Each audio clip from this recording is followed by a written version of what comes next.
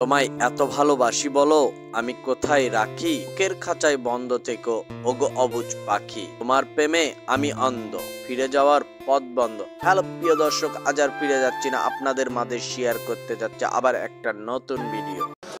আমার মসজিদ মা মদিনা।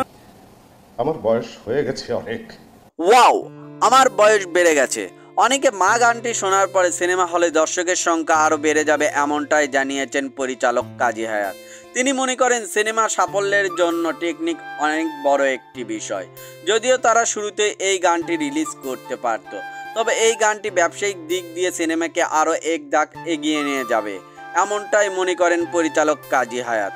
এ পর্যন্ত লক্ষ্য করা যায় বেশিরভাগ সাকিব খানের সিনেমাতেই দর্শক বেশি, এর বাইরে অন্যান্য সিনেমাতে দর্শকের উপস্থিতি কম বললেই চলে। সবাই নিজ নিজ কাজে ফিরেছে আর চারিদিকে অতিরিক্ত গরম পড়েছে। এই কারণে সিনেমা হলে বর্তমানে দর্শকের উপস্থিতি এখন একটু কম।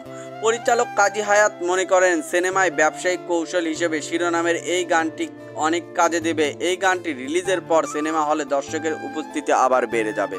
সত্যি বলতে অনেক ভালো হয়েছে গানটি। আর এই গানটি রিলিজের পর আবার সামাজিক যোগাযোগ মাধ্যমগুলোতে ব্যাপকভাবে আলোচনায় এসেছে সাকিব খানের রাজকুমার সিনেমাটি।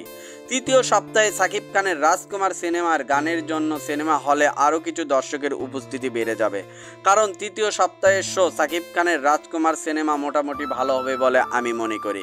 আমার ভিডিওটি যদি ভালো লাগে দয়া করে লাইক কমেন্ট শেয়ার করবেন এবং চ্যানেলটি সাবস্ক্রাইব করে পাশে থাকবেন। ওকে, আল্লাহ হাফেজ।